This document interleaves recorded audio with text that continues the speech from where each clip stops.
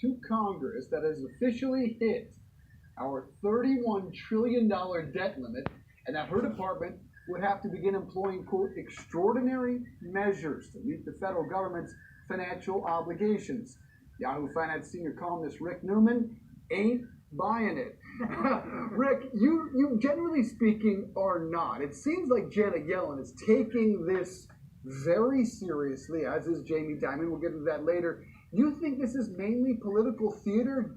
Now, just given the dynamic, given what we saw in the House GOP leadership fight, how can you confidently say that? It's always political theater.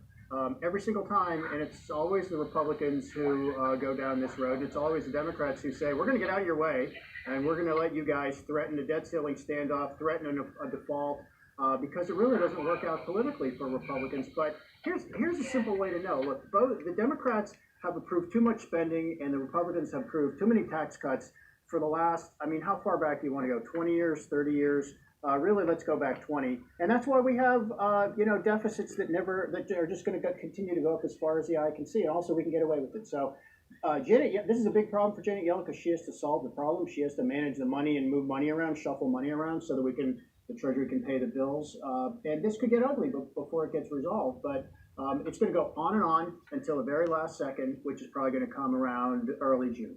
So, Rick, you mentioned it could get pretty ugly. I guess how ugly could that get? What could the next couple of months look like until we hopefully do the 2011 is a template for how ugly it could get. And in 2011, it literally went down to hours before the Treasury Department would be unable to pay some of the bills.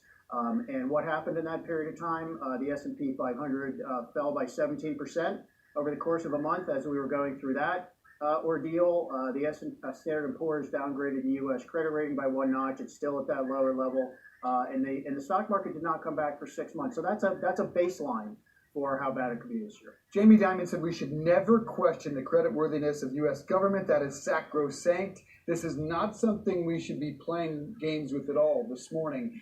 Would you like him to just say, ignore the noise? No, you know what I'd like him to do? I'd like him to put his money where his mouth is and say, we're going to look at all the Republicans we spend money on, we give campaign finance contributions to, and tell every single one of them, get this done, get this over with. Yeah, get it done because y'all aided Ukraine with almost $60 billion. And Biden administration is looking for another $37.7 billion to aid them. That's where the money's at, ladies and gentlemen. Follow the money trail, ladies and gentlemen. Wherever the money trail ends up at, that's the person or the people that's responsible for this debt. Let's go. And by the way, it's not Jamie Dimon. It's virtually every business leader thinks this is ridiculous. No business gets to say, oh, we're going to threaten not to pay our bills and see what happens. If you do that, your credit rating goes down the tubes. Nobody wants to loan you money, and you can't do business. So anybody who runs a business thinks this is completely ridiculous, and it really is. If you want to address the deficit, do it in other ways.